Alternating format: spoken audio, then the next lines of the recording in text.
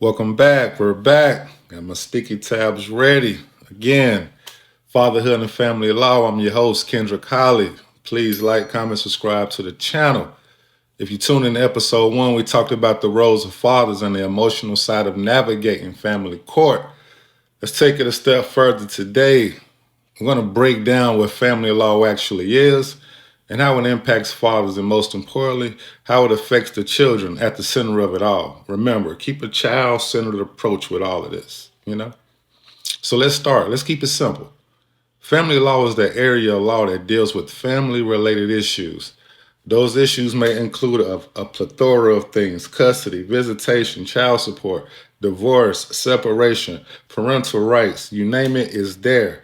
But here's the thing: even though it's called family law, it doesn't always feel like it's built around the emotional reality of families. The dads, it's structured, it's procedural, it's based on rules, timelines, and most important, documentation. And for many fathers stepping into this system for the first time, it can feel overwhelming, very overwhelming. There's many challenges facing that fathers may face, excuse me.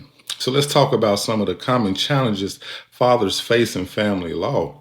And one of the biggest is feeling you're starting with a disadvantage.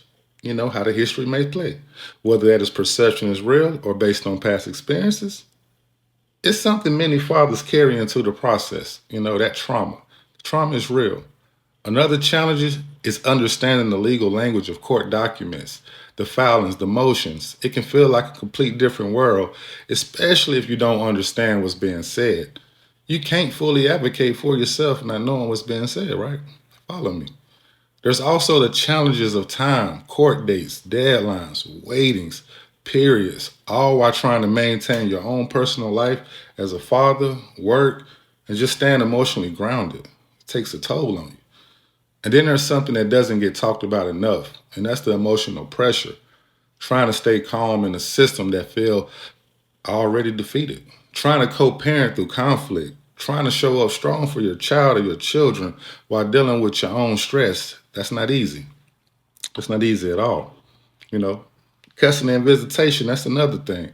Got to be clear on that information. Now let's get into it, because some key legal considerations, especially around custody and visitation, when court make decisions, they focus on one primary standard, and that's the best interest for the child. That phrase is everything. Please keep in mind the influences behind that, who the child lives with, how the decisions are being made, how much time each parent gets. It all plays a key role. There are two typical or two types of custody, I want to say: physical and legal. And those decisions is based around the children. Physical custody is where the child live with, time shared, and it can be joint or sole depending on the situation or how that judge may feel, honestly. So that's how that go. And visitation, sometimes called parenting time, that's another key factor. This determines how and when a parent spend times with their child. And here's where things can get very sensitive and tricky, because visitation isn't just about scheduling. It's about that connection. It's about who's being consistent.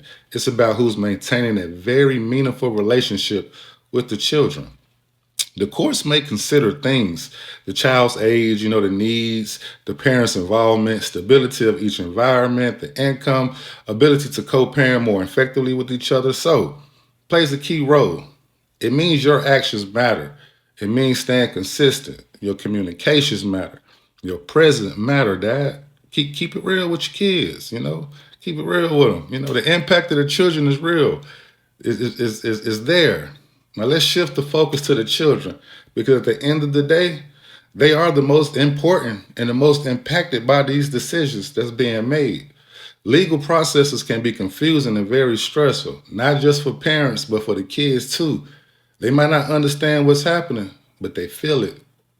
They feel the tension. They notice at the exchanges. They experience the separation. It's real. So when conflict is high, it can affect the child's emotional well-being. They may feel the confusion, the guilt, the anxiety, even the responsibility for the situation, depending on the age. That's why it's so important to protect them from unnecessary conflict, not just legally, but emotionally. Care for your children. Children don't need perfect parents. They need present parents. They need reassurance. the stability. They need to know that both parents love them, regardless of the circumstances. And the laws is wicked, man. The laws for the fathers. That's another thing, another episode. But family law decisions directly shape father-centered relationships. They determine time, access, structure, and sometimes the limitations that a father may have in this relationship. But here's something important to understand. A court order sets the framework, but it doesn't define the quality of your relationship. Again, stay focused. You can still be present, engaged, supportive, consistent within whatever structure that is in place. Some of the strongest fathers, child centered relationships are not built just on time, but on intention. What you do with the time you have matters. Very key with your time. Keep all legal representation and all your paperwork as well. Okay, let's talk about something very critical: legal representation. Navigating family law without understanding your rights is like trying to drive somewhere without a map. It's that confusing. Having the right legal support team can also help you understand your options, prepare you for court, avoid costly mistakes, advocate more effectively for your role as a father. But you can do it on your own. And even if you don't have an attorney, you can do it. You still need to educate yourself, still need to know your rights, understand the process, and ask questions. Because the more you are informed, the more you know, the more comfortable you may feel. Get back that empowerment through knowledge. Knowledge is power, especially in the court process. When you understand how family law works, you move differently. You move better, especially when it comes to decision making. You stay focused on what truly matters. And remember, this isn't just about court. This is about your child's life, your presence, your legacy as a father. Keep it so pure with your children. And if you're navigating family law right now, I want you to take a deep breath.